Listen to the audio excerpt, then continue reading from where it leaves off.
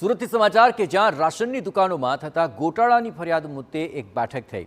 Collector સાથેની આ બેઠકમાં પૂર્વ પ્રધાન વિનુ મોરડિયા રીતસરના ગરજ્યા હતા, જ્યાં દુકાનદારો ગરીબોના રાશન પર તરાપ મારતા હોવાની ફરિયાદ થઈ છે। દુકાન પર કેટલું અનાજ મળવા પાત્ર છે તેનું બોર્ડ લગાવવા માંગ કરવામાં આવી। અનાજની કાળાબજારી થતી હોવાની પણ ફરિયાદો ઉઠી હતી।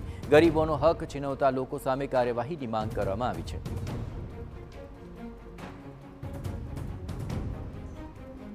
સુરત કલેક્ટર કચેરી ખાતે સંકલનની બેઠક મળતી હોય છે અને તમામ જે ધારાસભ્યો છે પોતાના વિસ્તારની જે રજૂઆત છે તે કલેક્ટર અધિકારીઓને કરવામાં આવતી હોય છે। ત્યારે કતારગામના અને પૂર્વ મંત્રી જે વિનુભાઈ મોરડિયાએ જે રીતે અનાજ લોકોને ઓછું મળતું હોય તે રીતની ફરિયાદ છે તે કલેક્ટર વિભાગમાં કરવામાં આવી છે। તો આપણી સાથે વિનુભાઈ મોરડિયા છે, પૂર્વ મંત્રી, તેમની સાથે વાત કરીશું।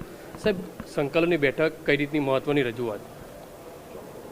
સંકલનની અંદર મારી પાસે જે અમુક લોકો, બધા જ નહીં આવે, પણ મારી પાસે 2 લોકો આવ્યા કે જેણે ફરિયાદ કરી ભાઈ અમને અનાજ ઓછું મળે છે, અથવા તો અમને અહીંયા પૂરતું નથી મળતું, અથવા તો એમ કે 2 દિવસ પછી લખાય વધારે।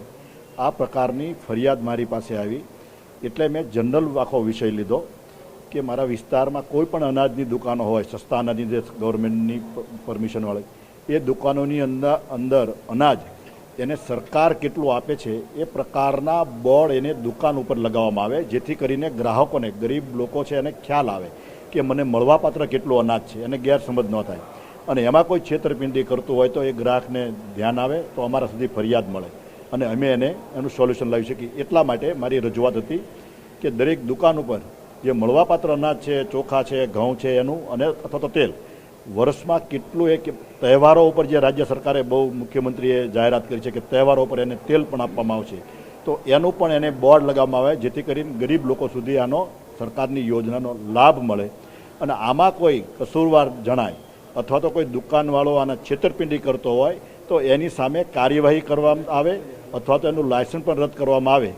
એ માટેની મારી આ રજૂઆત હતી આજની। સર, અગાઉ પણ આ રીતની અનેક ફરિયાદો થઈ ચૂકી છે। લોકો છે જે દુકાનદારો છે તે ગોલમાલ કરતા હોય છે, બારોબાર કટકી બી કરતા હોય છે। કેટલી ગંભીર બાબત?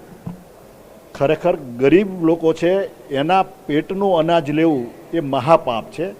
મારી પાસે આ 2 મહિના પહેલાં ફરિયાદ આવી હતી, ત્યારે મારો આ ધ્યાનમાં આવ્યું હતું અને એના માટે મેં લિખિત આ રજૂઆત કલેક્ટરશ્રીના સંકલનમાં લેવાનું કર્યું હતું।